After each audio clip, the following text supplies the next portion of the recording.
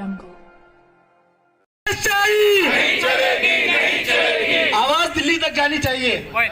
मौलाना कलीम सिद्दीकी को रिहा करो, मौलाना कलीम सिद्दीकी को रिहा करो, मौलाना उमर कोत्तम को रिहा करो, मौलाना उमर कोत्तम को रिहा करो। ज्योति तेरी तानाशाही नहीं चलेगी, नहीं चलेगी। ज्योति तेरी तानाशाही नहीं चलेगी, नहीं चलेगी। We want justice, justice, justice। Assam में बदअमनी और बेगुनाहों की कत्ल की मजम्मत करता है। सामने आओ, बोलो ना, किसने मना किया है आपको? लोगों को अपनी आवाज़ बुलंद करनी है। अगर हम आज खामोश रहे तो मैं समझता हूँ कि आइंदा आने वाली नस्ल जो है हमको माफ़ नहीं करेगी।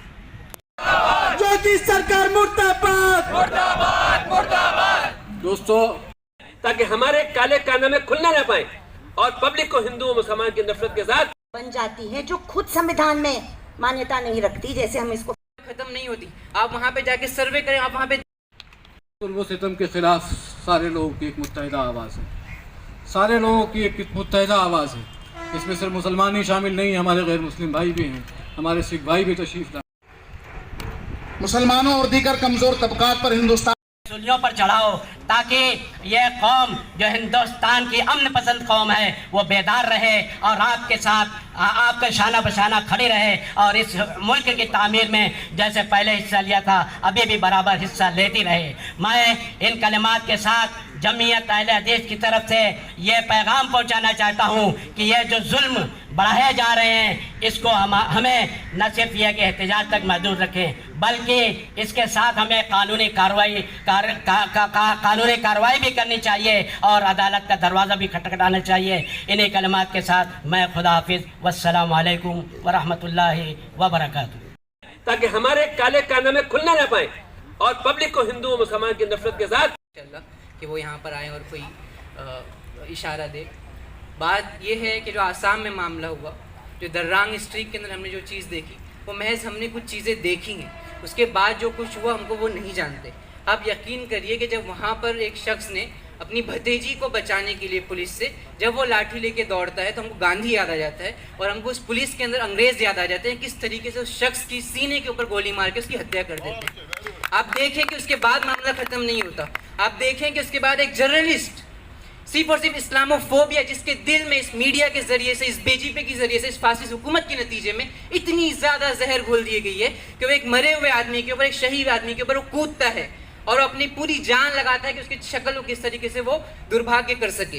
ये इस इंडिया की हालत टीवी के माध्यम से और अपने बड़े बड़े इंस्टीट्यूट खोल के खुलेआम पूरे भारत में कर रहे हैं, लेकिन अफसोस कि इस बुजुर्ग शख्स को जिसका कैरेक्टर बहुत ही साफ सुथरा है, उसके साथ ना कोई क्रिमिनल रिकॉर्ड जुड़ा हुआ है, उसको रात के अंधेरे में बगैर बताए हुए अचानक एक बहुत ही क्रिमिनल टाइप इंसान के तहत उसको एटीएस यूपी की टीम अरेस्ट करती है और फिर एक दिन तक उनके पास ये जवाब भी नहीं होता है कि किस जुर्म में उनको अरेस्ट किया गया। रिहा करो, रिहा करो, मौलाना उमर कोत्तम को रिहा करो, रिहा करो, रिहा करो। योगी तेरी तानाशाही नहीं चलेगी, नहीं चलेगी। अरे योगी तेरी तानाशाही नहीं चलेगी, नहीं चलेगी।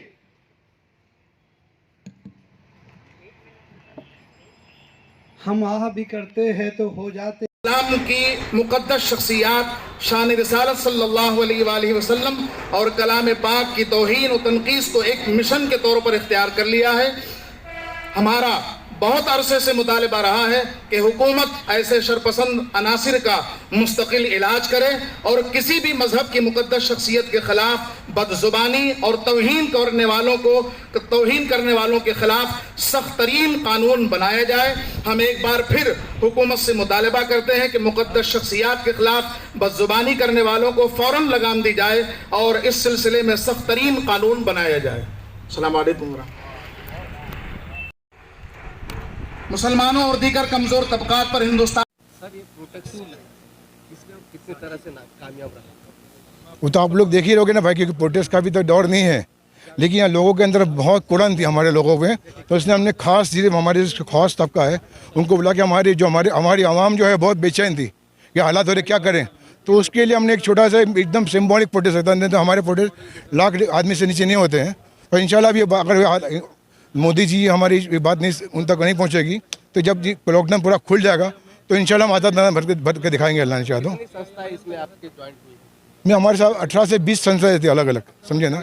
और मेन जो बड़ी संस्था इसमें है हमारी जमीयत उलमा हिंद है, जमात इस्लामी हिंद है, अमन कमेटी है, और उलमा काउंसिल है, उलमा बोर्ड है, और हमारी women's for piece and justice है। ऐसी जो एकदम परमानेंट जो है हमारी ये तंजीमें, मिली काउंसिल थी, और हमारी हिंदुस्तान के वो है हमारे खिलाफत हाउस के जो है खिलाफत हाउस के चेयरमैन सरवर साहब वो साथ में थे हमारे इसमें, समझे ना।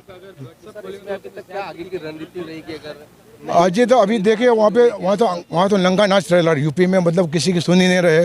अंग्रेज़ों से भी ज़्यादा जालिम हो ये लोग हो गए। तो अभी उनको होश के ज़मान समझ लेना पड़ेगा, होश की नाखून लेना पड़ेगा। और मेरे ख्याल से अभी जो 2-4 दिन में जो उन्होंने सेटलमेंट कर लिया, मर्डर करके वो सेटलमेंट हमारा हो गया है। 45-15 लाख में एक लाख के लोगों ने कीमत लगा दी है। तो ये समझ में नहीं आ रहा। अभी आज मालूम पड़ा कि ऑफिस से लोगों ने अभी उसका FIR में नाम आया, तो अभी उसको शायद कल अरेस्ट होगा। वो जो उनका अजय मिश्रा का लड़का है, कल शायद अरेस्ट होने के चांसेस दिख रहे, तो करना ही पड़ेगा। अब इंसाफ करोगे और लोग सबका साथ, सबका विश्वास, सबका विकास करते हैं, तो ये करके दिखा। अभी तक 7 साल में सिर्फ ओरली उन्होंने कहा, मुँह ज़बानी कहा, अब तक कोई भी चीज़ उनका ओरली कोई भी चीज़ प्रैक्टिकल नहीं है। अभी भी मौका है उनके पास, 3 साल 3.5 साल है, अभी तौबा कर ले हमारी मौजूदी। और ये जो ये समझते गंदी सियासत ख़त्म हो गई, अभी काटम कुदी के लोगों को नफसा नफसी करा के आपस में हिंदू मुस्लिम को दूर करना, क्रिश्चन को दूर करना, सिखों को दूर करना, ये पूरा हिंदुस्तान एक गुलदस्ता है हर अलग अलग कौम के फूलों का बना हुआ। इसको कोई भी किसी ने तोड़ने को, अंग्रेज़ों का आपकी जो अंग्रेज़ों वाली चाल आपकी स्टाइल में थोड़ी कामयाब हुई 2014 में, लेकिन अब हमारा हिंदुस्तान का हर एक भारतीय समझ गया है, अब ये कामयाब नहीं होगी इंशाल्लाह। अब उनको अपनी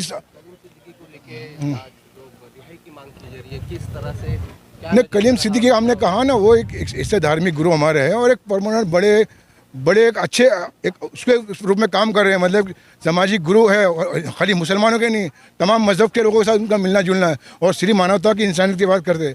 और उनके अकाउंट में से जो 1-1.5 करोड़ मिला है, 1.5 करोड़ उनके अकाउंट में मिला है, तो अकाउंट में कहाँ से आया उनको? आज हमारा हिंदुस्तान का कानून, अगर किसी को लगता है किसी का गलत पैसा है तो उसको पहले नोटिस दिया जाता, भाई तेरे अकाउंट में पैसा कहाँ से आया, वो सवाल जवाब किया जाता है। इतने बड़े जो एक कहा ना एक समाज के एक बड़े धार्मिक गुरु है, उनको एक चोर की तरह, डाकू की तरह रास्ते से उठाया जाता है। एक जगह नमाज पढ़ने रुकते हैं सफ़र में, उनको वहाँ से उठा लिया जाता है और ATS के थ्रू उठाया जाता है। ये कोई भागना डाकू थे क्या, कोई टेररिस्ट थे, क्या थे? दबाव लाने के लिए 2022 नहीं, 22 के इलेक्शन के लिए उन्होंने सब उनके अलग अलग पत्ते खोले, लेकिन सब पत्ते उनके फेल जा रहे हैं। और जो किसान ने गाड़ी चढ़ा थी वो समझे उनका फेल हो गया, मर गए लोग, वो समझे एक्सीडेंट करके बच जाएंगे लोग। वो हमारे मालिक को क्या करम, मतलब हमारे किसान शहीद हो गए बेचारे, अब उनमें वो फंसी है। और टिकट जीबी को सेटलमेंट के चक्कर में उनका चलेगी नहीं। वहाँ पे हमारा किसान देख रहा है, वो कोई सेटलमेंट ठीक है, वो मुआवजा दिला के कुछ किसान के गरीबों के उनका घर चल जाएगा, ठीक है। केस में कोई सेटलमेंट नहीं होगा, वो मुआवजा दिलाए, मुआवजे में सेटलमेंट होगा, केस में कोई सेटलमेंट होना नहीं चाहिए। और उन्हें सड़क के हम लोग सेटल होने, हम लोग केस खड़े करेंगे खिलाफ।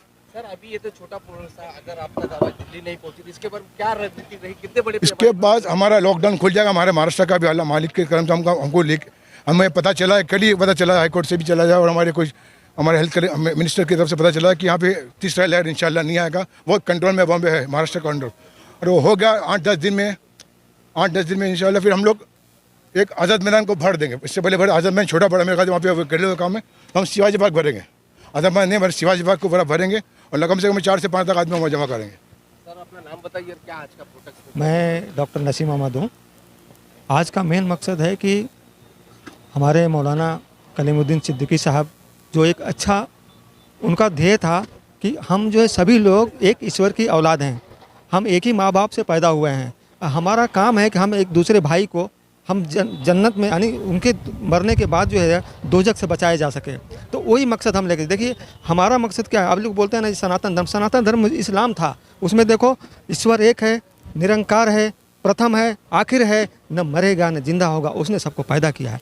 ऐसे बुद्ध रज़ियल्लाहु अन्हु उन्होंने भी यही कि ईश्वर एक है, सबके साथ इंसाफ होना चाहिए। ऐसे मूसा अलैहिस्सलाम, ईसा अलैहिस्सलाम, हर वक्त में जहाँ खलफसार हुआ एक पैगंबर आए, 1.25 लाख तकरीबन 1.25 लाख अंबिया आए, वो पैगंबर हुए। रामचंद्र जी पैगंबर ही हो सकते हैं, श्री कृष्ण जी पैगंबर होते हैं। ये तो हिस्ट्री बाद में लोगों ने जो बनाया ना बिगड़ा हुआ। अब जहाँ पर सनातन धर्म में ईश्वर की एक मूर्ति नहीं होनी चाहिए। आज शंकर की इनकी उनकी मूर्ति लगती है ना, लेकिन नहीं, वो शंकर जी भी पैगंबर रहे होंगे, लेकिन उनकी शक्ल कैसी रही होगी। इसलिए हम जो है ना काम जो इस्लाम में जो कर रहा है, सबके बिगड़े और बाद में सुधारने का काम है। तो अगर इस्लाम जिंदा हुआ तो सनातन धर्म जिंदा होगा, मूसा अलैहिस्सलाम जिंदा होगा, ईसा अलैहिस्सलाम जिंदा होगा, सभी लोग यानी सबका उत्थान होगा। हमारा मेन मकसद है एक भी इंसान मरने के बाद उसको सताया ना जाए और जिंदे में एक भी इंसान एक दूसरे से सताया ना जाए। बस यही लेकर के मौलाना कलीमुद्दीन साहब ने करते थे और हम यही भी कर रहे हैं कि हम भी करेंगे और इंशाअल्लाह सब लोग मिल करके इसको पुष्टि करेंगे। थैंक यू, धन्यवाद।